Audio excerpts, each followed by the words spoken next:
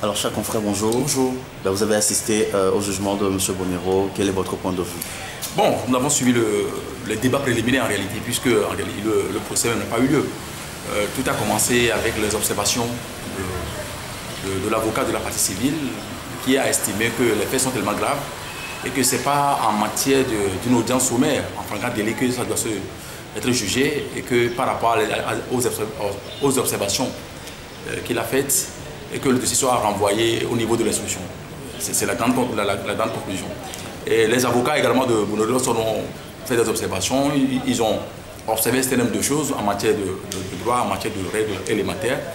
Et qu'au finish, la parole a été envoyée au procureur, qui a aussi s'est étonné que, bon, il ne savait pas que les faits sont aussi graves que ça, et que par conséquent, par rapport à la demande faite par l'avocat de la partie civile, c'est-à-dire de mademoiselle Sirena Yak et du colonel Yak lui-même, maître Blaise Kambeb, donc il va falloir que le juge puisse quand même emboîter le pas. Mais surprise a été notre constat de relever que le juge a emboîté le pas de l'avocat du colonel Yak et de sa fille, qui demande à ce que le dossier soit envoyé au niveau de l'instruction, alors que nous savons ce que c'est que l'instruction dans notre pays. Et malgré les observations faites, malgré les argumentations que nous avons observées dans la salle, pour au moins libérer notre confrère Bonero provisoirement, le juge a refusé. Bon, moi ça ne m'étonne pas, je ne suis pas quand même, je suis pas un novice en la matière, je ne suis pas nouveau non plus dans cette maison.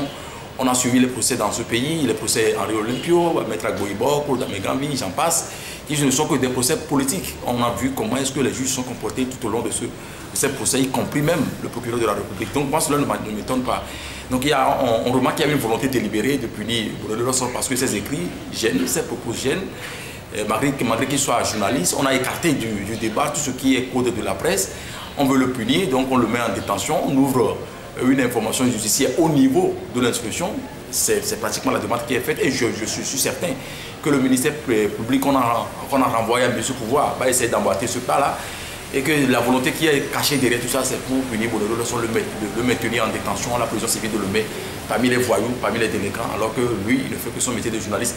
Et je fais également observer que, selon les informations que nous avons eues, l'article incriminé dans ce dossier, c'était même pas écrit par Bonero. Et dans le débat tout à l'heure, on parle même de la menace, malgré que Bonero soit en détention au niveau de la direction centrale de la police judiciaire. Sa fille est toujours menacée au niveau de Bordeaux. Tantôt, on lui envoie des SMS, comme quoi son papa est criminel, son papa est génocidé, ainsi de suite. Et je ne pense pas que c'est Bonero qui a écrit tout ça. Donc, je dis tout simplement que Bonero ne fait que son travail dans le cadre de sa profession. Et lorsqu'on écarte dans un débat juridique le code de la presse, qui ne constitue que code qui a été pénalisé aujourd'hui, et qu'on mettait en détention encore un journaliste, moi je dis que la vie des journalistes au Togo est tellement comptée, parce que d'un jour à l'autre, on peut nous embasiller tous et nous mettre en détention. Seulement, je suis un peu perplexe de constater que les journalistes, nos confrères, n'ont pas fait le déplacement nombreux pour venir soutenir M. Bonero.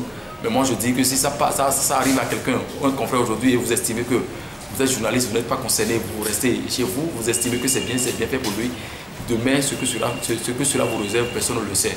Donc c'est ce que je déplore. Mais je pense que c'est une question de bataille, c'est une question de détermination. Avoir un état de droit dans un pays, ce n'est pas facile. Donc je ne fais qu'encourager notre confrère Bonero. Et je conclue en disant que je suis Bonero. Merci.